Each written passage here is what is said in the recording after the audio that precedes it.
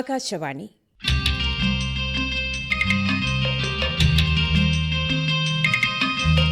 നിതാന്തം തുടർ നാടകം 7ാം ഭാഗം. രചന വിഭു പിരപ്പൻകോട്. സംവിധാനം റൂബി ബാബു.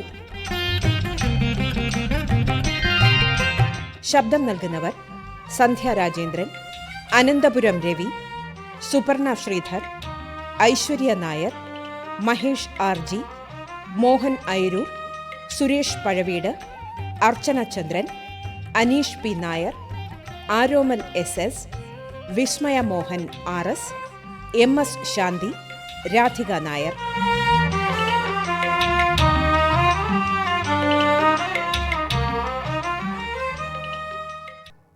നിതാന്തം 7ാം ഭാഗം.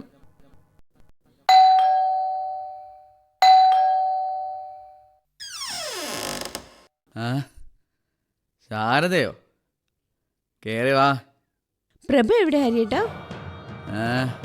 പ്രഭ ഇവിടെ ഉണ്ട്, അകത്ത്. മോളുടെ ശബ്ദമൊന്നും കേൾക്കുന്നില്ലല്ലോ. അവള് സ്കൂളിൽ പോയതാ.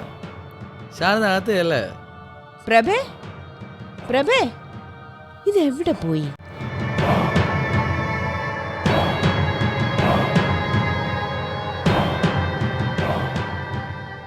ഹരിയേട്ടാ, ശാരദ ഇതെന്താ?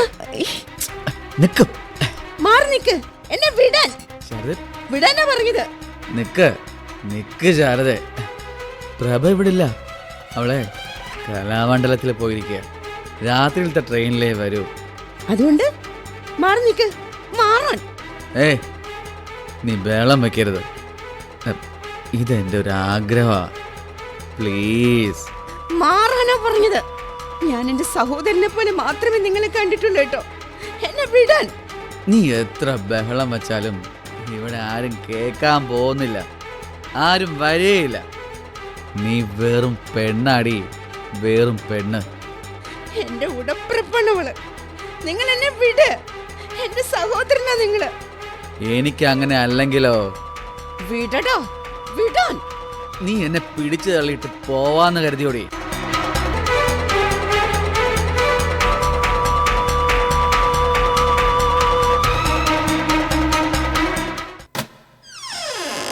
ശാരി,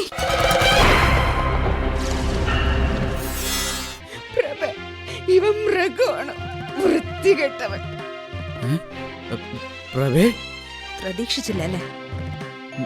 അല്ല, നീ ഇപ്പൊ? ഞാനിപ്പോ വന്നതുകൊണ്ട് ഒരു പെണ്ണിന്റെ മാനം കൂടി ചീന്തി അറിയാൻ നിങ്ങൾക്കായില്ല. നീ ഇവിടെ ഇല്ലെന്ന് അറിഞ്ഞിട്ടാ അവളിങ്ങോട്ട് വന്നത്. നിർത്ത്. അവളെ എനിക്കറിയാം. ഇയാളെ മൂക്കുമുട്ട കുടിച്ച് പാതിരാത്രി കയറി വരുന്നതും ഇഷ്ടപ്പെട്ട പല പെണ്ണിന്റെ ഉടൽച്ചുടറിഞ്ഞ് നിങ്ങൾ വരുന്നതും ഞാൻ അതിലും മനം നൊന്ന് ഉറങ്ങാതിരിക്കുന്ന രാത്രികളും എത്രയാണെന്ന് എന്നെക്കാൾ നിശ്ചയം വെൾക്കാം.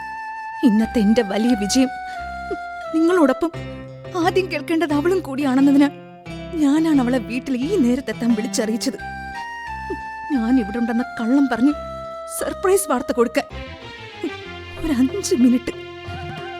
അതിനുള്ളിൽ നിങ്ങളെല്ലാം തകർത്തു. എന്നിട്ടും തന്റെ മൃഗകാമനയ്ക്ക് കാരണം പെണ്ണുടലാണെന്ന് ന്യായീകരിക്കുന്ന കാമകോമരത്തിന്റെ ജൽപ്പനം നിർത്തൽ. ഇത് ലോകത്തെ ആദ്യ സംഭവമൊന്നും അല്ലല്ലോ. നിങ്ങൾക്കിത് ആദ്യ സംഭവമല്ല. ഉടലാകെ മദ്യത്തിന്റെ മണവുമായിട്ട് വരുന്നവന് ഒരു ഭാര്യ സ്വീകരിക്കും. പക്ഷെ അന്യൊരുത്തിയുടെ ഉടൽ മണവുമായിട്ട് വരുന്ന ഒരാളെയും ഒരു ഭാര്യ സ്വീകരിക്കില്ല. പല രാത്രിയിൽ ആ മണം തിരിച്ചറിഞ്ഞിട്ടും ഞാൻ ഇയാൾക്ക് വാതിൽ തുറന്ന് തന്നിട്ടുണ്ട്. എന്റെ മോളുടെ അച്ഛനായതുകൊണ്ട് മാത്രം. മോൾ ഉണരുവെന്ന തന്റെ യാചനയിൽ ഞാൻ എന്റെ വാക്കുകൾക്ക് മെലങ്ങിട്ടിട്ടുണ്ട്. കാരണം എന്റെ പൊന്നുമോള് നിങ്ങൾ അത്രയ്ക്ക് സ്നേഹിക്കുന്നു.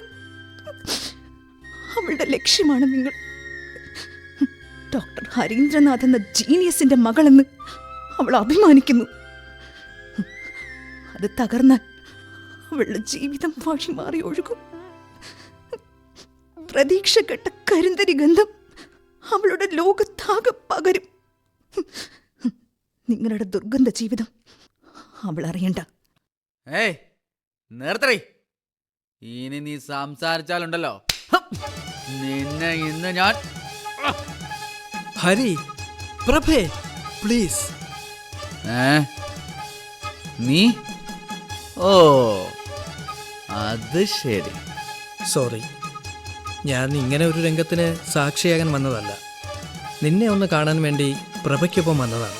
പുതിയ കാമുകനൊപ്പം ഉണ്ടായിരുന്നതിന്റെ അഹങ്കാരമായിരുന്നു ഇതല്ലേ? ഞാൻ നിന്നെ കാണാൻ വേണ്ടിയാണ് തീവണ്ടി കാക്കാതെ ഇത്ര ദൂരം കാറിൽ വന്നത്. ഹെ, അതെല്ലാ കാമുകന്മാരും പറയുന്ന സ്ഥിരം പല്ലവി തന്നെയാ. ഹരി, നീ ഇത്ര ചീപ്പാകരുത്. സ്വന്തം കൂട്ടുകാരന്റെ ഭാര്യയെ യാതൊരു മുൻപരിചയവും ഇല്ലെന്ന നാട്യത്തില് പരിചയപ്പെടുന്നു. അവൾക്കില്ലാത്ത കഴിവുണ്ടെന്ന് പ്രശംസിക്കുന്നു. നീ എന്താടാ പറഞ്ഞത്? ദത്തെടുത്തു എന്നല്ലേ? ഞാൻ ഭാഗ്യവാനാണെന്നല്ലേ? കുറച്ചു ദിവസം നീയും ആ ഭാഗ്യം അറിഞ്ഞല്ലേ?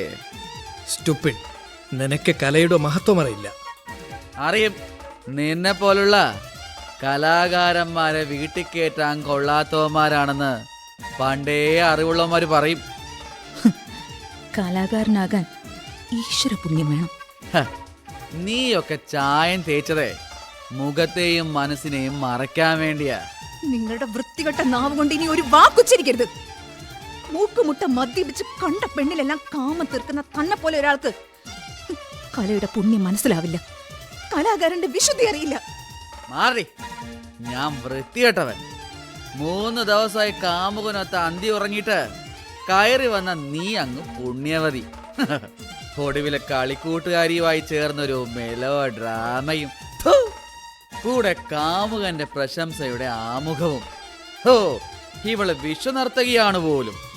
കൂടെ കിടന്നതിന്റെ ഓർമ്മയ്ക്കായി പ്രാണനാഥൻ നൽകിയ ചിലങ്കയും പിടിച്ചൊരു എൻട്രി. ഹരിയേട്ടാ,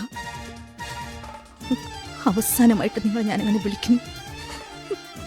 ഞാൻ ഇവിടെ ഈ നിമിഷം എന്റെ ജീവന്റെ ഭാഗമായിട്ട് എന്നും ഉണ്ടാകണമെന്ന് ഈശ്വരന്മാരോട് പ്രാർത്ഥിച്ച് എന്റെ ഈ മംഗല്യത്താലിയും ചിലങ്കയും ഞാനിതാ ഇവിടെ ഉപേക്ഷിക്കുന്നു.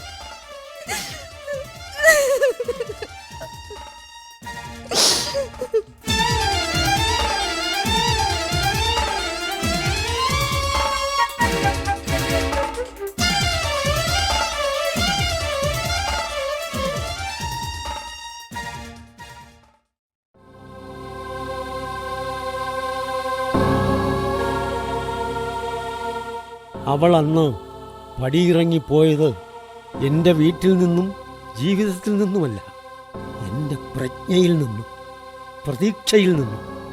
പിന്നെ ഇരുൾ മാത്രം. ഇരുളാണെന്ന് തിരിച്ചറിയാൻ പോലുമായത് പിന്നെയും ഏറെ കഴിഞ്ഞു.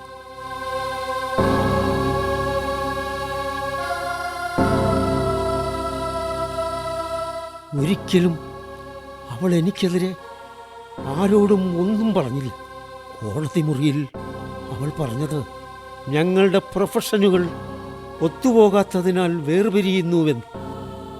നിന്നോടുള്ള സ്നേഹം കൊണ്ട് നിന്റെ പ്രതീക്ഷകളുടെ ആകാശം എന്നും വർണ്ണമേഘങ്ങൾ നിറയാനായി. അച്ഛാ, മതി. ഈ കണ്ണീര് തന്നെ അധികം.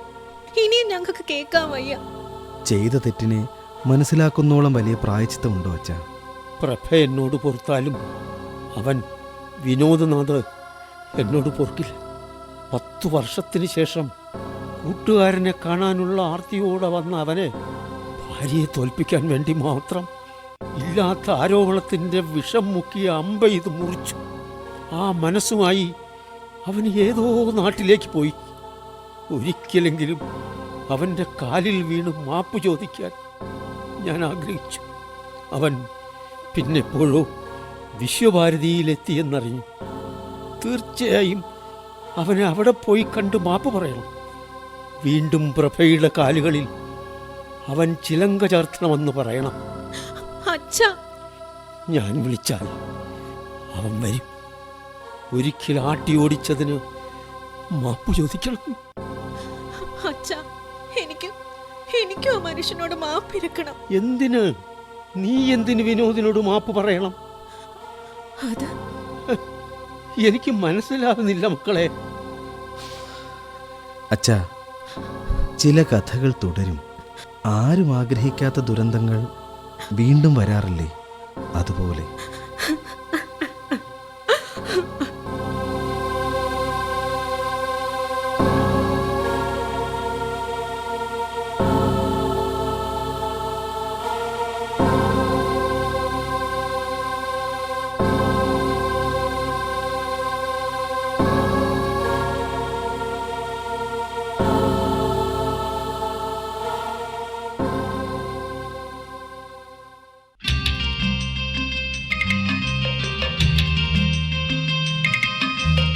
നിതാന്തം തുടർ നാടകം 7-ാം ഭാഗം സമാപിക്കുന്നു. രചന വിഭു പിരപ്പൻകോട്. സംവിധാനം റൂബി ബാബു.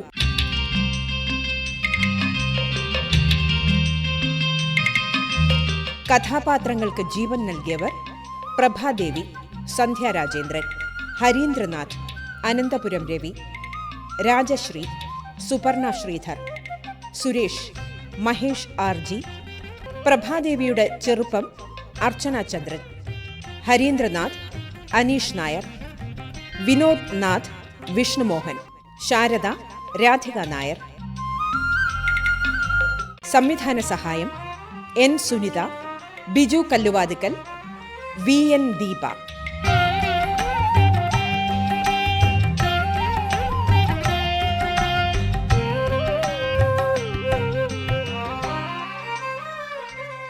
ഈ നാടകത്തിന്റെ അവസാന ഭാഗം നാളെ ഉച്ചയ്ക്ക് 2:15.